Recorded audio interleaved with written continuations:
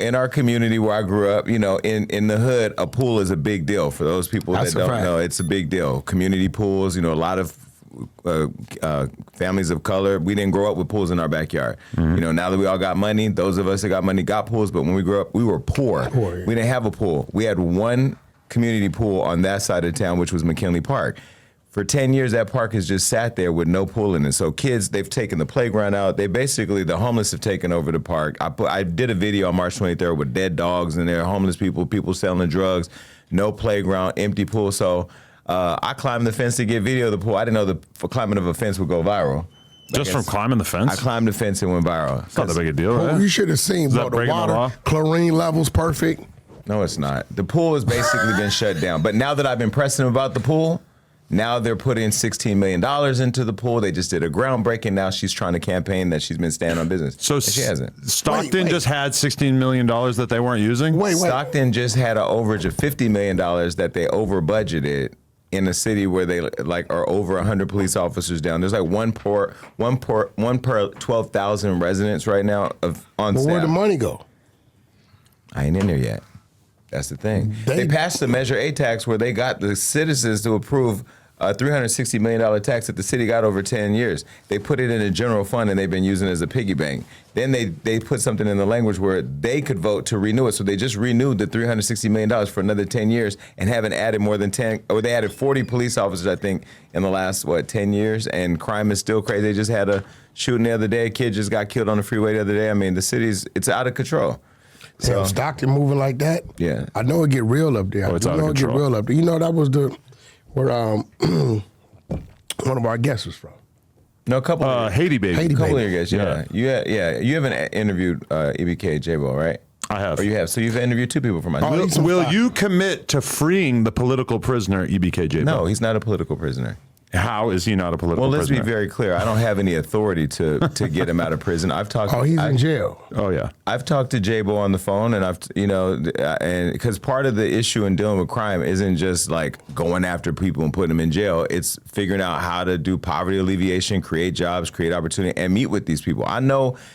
This is my hood. This is not a city that I'm just going and running for. These are the streets that I ran in. These are the streets my brother died in. These are the streets I got shot in. So for me, this is more than just a soundbite. This is my family has died in this community. I have friends that have died in this community. The store that I'm going to shut down, my friend Stephen Shelton got murdered in 1997 when I was on my way to pick him up, and I didn't get there in time. So for me, this is very personal. What kind of story? But let me say this, because I know that Jaaybo has been up here, and from what people are saying back home, a lot of people talk about this show, and they talk about you, and they be like, yo, Adam is really gaslighting the shit that's happening in the hood. I said, no, if Adam is giving them a platform to talk about their music, and what they're putting in the music is the stuff that's happening back home, we have to look at this holistically. Chicago shit going on.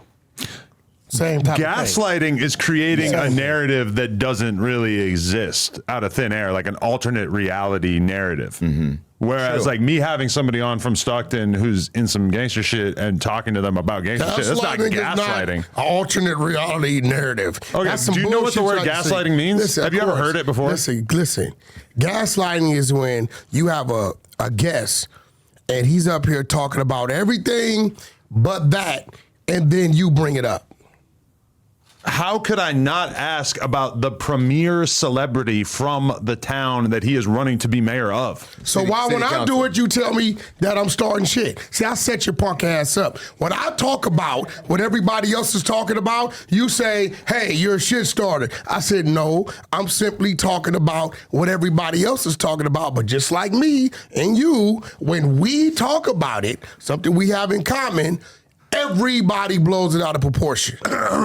Yeah. Gaslighting is a colloquialism loosely defined as manipulating someone into questioning their own perception of reality. Well, when you think about hip hop and you think about the stories being told in music that actually have real lives attached to it, some get exaggerated, some are the real deal. There's a whole case right now happening in Atlanta with Thug where people are trying to say he's catching a RICO because he was the head of this organization. So people are trying to, I think, muddy up what's real and what's not real. I'm not all in Jaaybo's music like that. I just know a lot of the people that are affected by the music, and I know the impact that he has on young people in the community. Mm-hmm. with Haiti Baby. I don't know Jaaybo. I fuck with Haiti Baby. I don't know Jaaybo. I don't know him, but I fuck with Haiti Baby. And you know what? When I talk to Haiti Baby, when I talk to Jaaybo, what they both have in common is they both want to make it in the industry that we made it in. But this 1 foot in and 1 foot out shit. So they don't get along. No, Of course not. One is north side, one is south side. Now, what's the one that has a problem with Mozzie? Oh, I don't know. There's somebody in Stock. You brought him up. I don't know. Because Mozzie said he hard. He said we don't get along, but he hard. Remember you Jaaybo and them, yeah. Is that Jaaybo or that's him? They got beef and sack. Is Yeah. one a blood and one a crip? Or what I are we don't know. talking about? Jaaybo just lost 2 brothers, by the way, which is sad. Osama. Yeah, which is really, I'm not sure that. It's We really, got some it's shit really going hard on. to address. Oh, yeah. It's really hard to address stopping crime when you lose a family member. When you lose somebody that you love, you can't say to somebody, "Hey, sorry that happened. We just got to stop." That like resets the clock on there being any peace in the That always near was the future. hardest part. One of the homies from Compton would always bring it up, like trying to kill the beef. And I'm like, bro, how do you stop it when you got a bunch of people in jail that's gonna get out and say, yo, f you. Since I've been in here, he killed my brother or he did this. And he said, at some point, we all got to just hit reset. Do you want to be the next one killed? Right. At some point, like the only way it stops is say, okay, both sides didn't suffer. Some people a little more personal than others, but it's going to stop. It just has to. But the likelihood of that is very small when Slim you're enough. talking about gangs that are like primarily run by younger dudes, especially. I feel like LA a little different, but like LA a little different. know. Chicago ain't going to never stop. Well, and I'll tell you No this. structure. I talked to somebody the other day, and I said to them, I said, I've talked to the police, I've talked to community leaders, I've talked to the church people, I've talked to everybody, and I've talked to the hood, right?